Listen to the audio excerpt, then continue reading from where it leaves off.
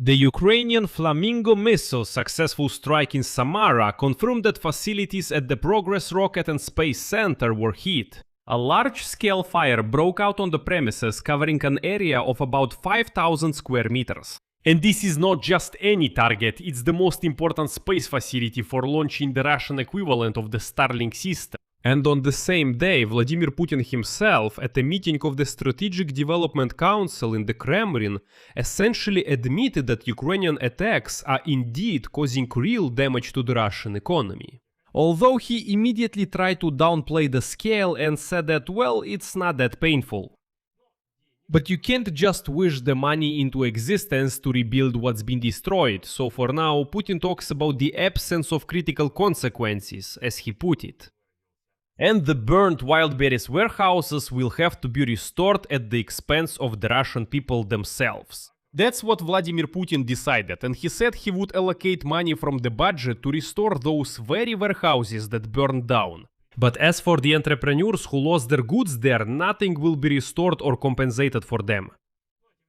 Meanwhile, Russians themselves are massively withdrawing money from their bank accounts, fearing it might be seized for the needs of the war.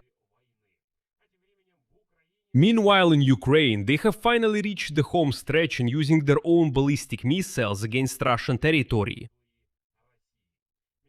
My name is Alexey Pechi, let's discuss these topics together. But before we start, I ask you to subscribe to the channel, like the video and leave any comment below. So, let's start with the strike on the Russian Rocket and Space Center.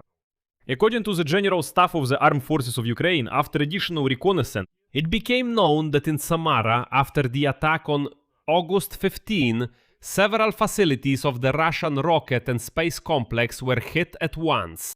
New data confirmed damage to the production facilities of the Aviacore aircraft plant and the Progress Rocket and Space Center.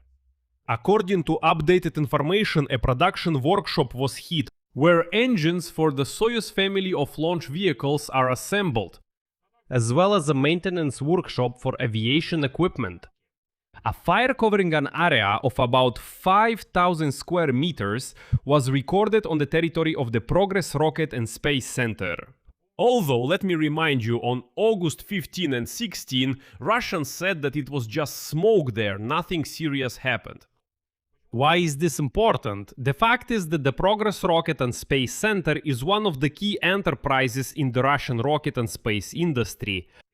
The company is involved in the production of Soyuz launch vehicles, which are used to put spacecraft into orbit and to form Russia's satellite communications constellation, including for the Russian military. This is the very area where the Russians are trying to create an analog of Starlink. According to the Ukrainian side, striking these facilities reduces Russia's military and technological capabilities, and operations against key military enterprises in Russia's military-industrial complex continue. And importantly, it is known that the plant was hit specifically by Ukrainian Flamingo missiles. To date, this is one of the most effective strikes specifically with this FP5 Flamingo missile.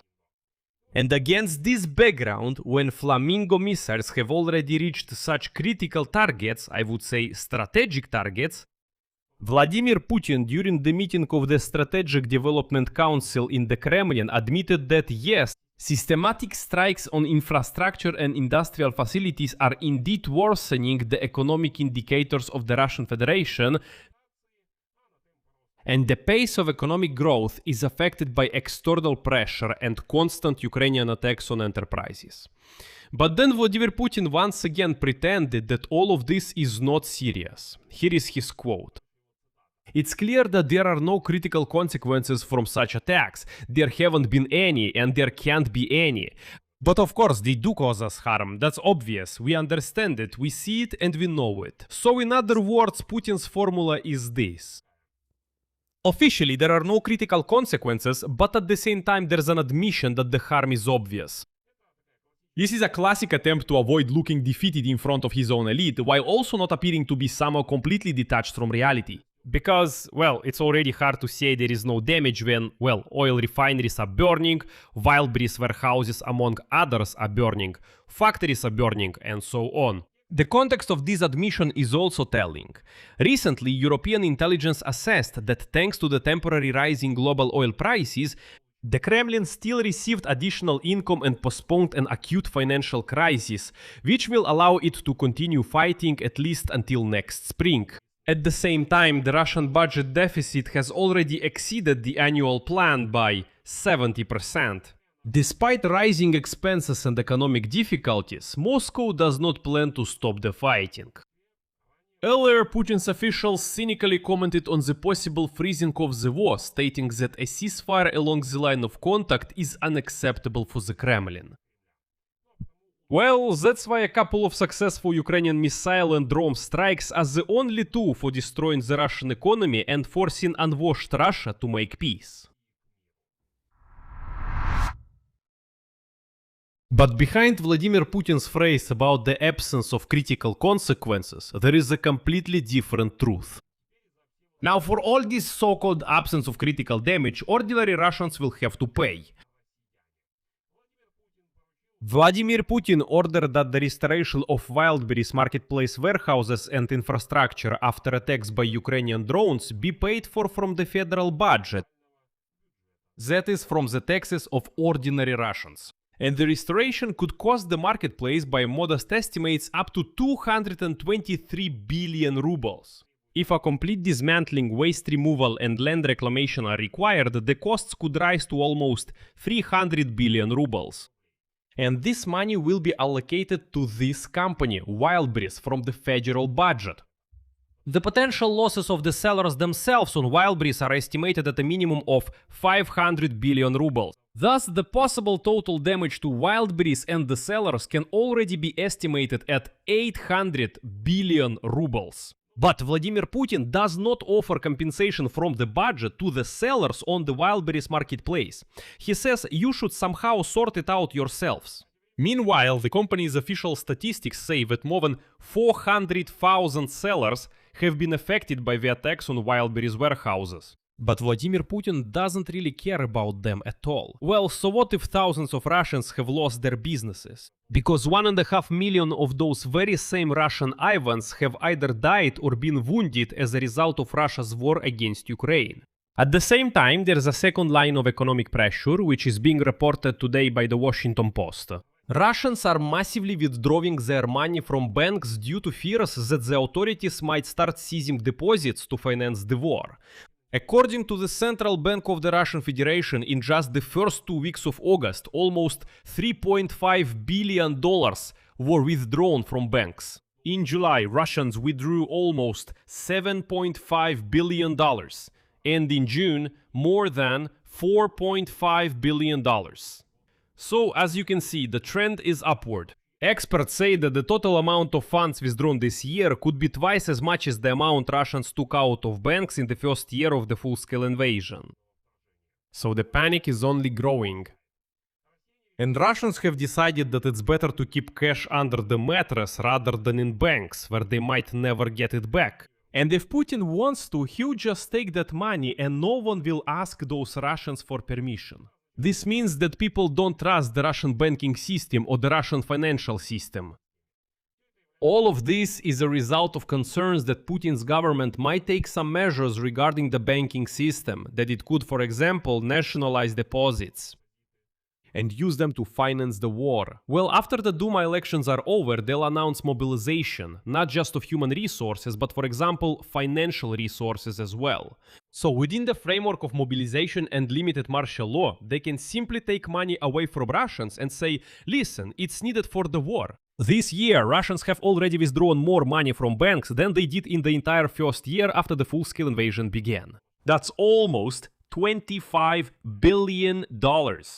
Or, if it's easier for you to understand, 2 trillion rubles. Let me remind you, in 2022, the authorities of the Russian Federation abruptly stopped the outflow of money from banks by introducing strict capital movement restrictions and sharply raising interest rates.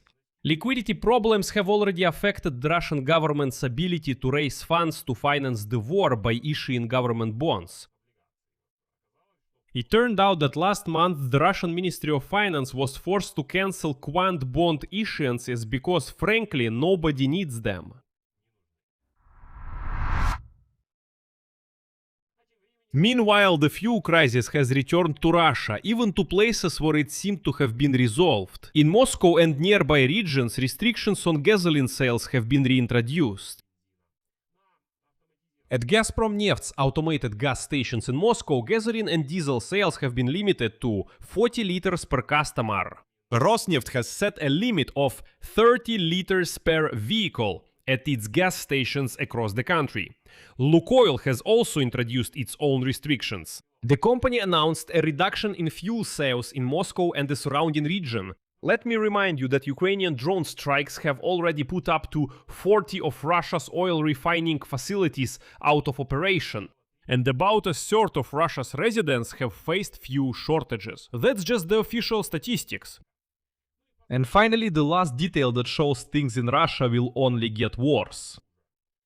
Today, the CEO of Firepoint, Irina Terech, announced that the Ukrainian short-range ballistic missile FP7 will be ready for combat use approximately at the end of September this year. The missile has a warhead of up to 150 kg and is designed to hit targets at a distance of up to 200 kilometers. The company has already conducted about 15 test launches of the FP7 missile, and now the missile is at the certification stage. At the same time, let me remind you, the FP9 missile is being developed, which is a significantly more powerful weapon with a planned range of almost 900 kilometers and a warhead weight of up to 800 kilograms. In conclusion, while Vladimir Putin publicly insists that there are no critical consequences from the strikes, the reality looks different. A key facility of the space and missile industry in Samara has been destroyed. Restoring just the Wildberries warehouses alone will cost hundreds of billions of rubles, which will fall on the shoulders of ordinary Russians. Russians are withdrawing record amounts from banks, fearing confiscation. In Moscow, gasoline sales are being restricted again. And by the way, economists who tell the truth and make the authorities uncomfortable are simply being fired. I'm talking about one of the banks where in May and in the following months, one of the chief economists of the Russian Vneshekonombank, if I'm not mistaken, stated that, listen, things are going badly. Ukrainian strikes are causing economic problems. The economy is falling apart and at the very least it's stagnating and so on. Putin didn't like that. He said, who does this plebeian think he is, telling Russians that everything is bad? No, everything is fine. And they just fired the guy. Well, against this backdrop, Ukraine is preparing its own ballistic missile for combat use, which should enter service in just a month. Well, we hope it will actually appear. I'll leave it at that. Share your opinions and conclusions in the comments under this episode, subscribe to the channel, hit the bell and don't forget to like. That's all for now. Take care of yourselves. Goodbye everyone.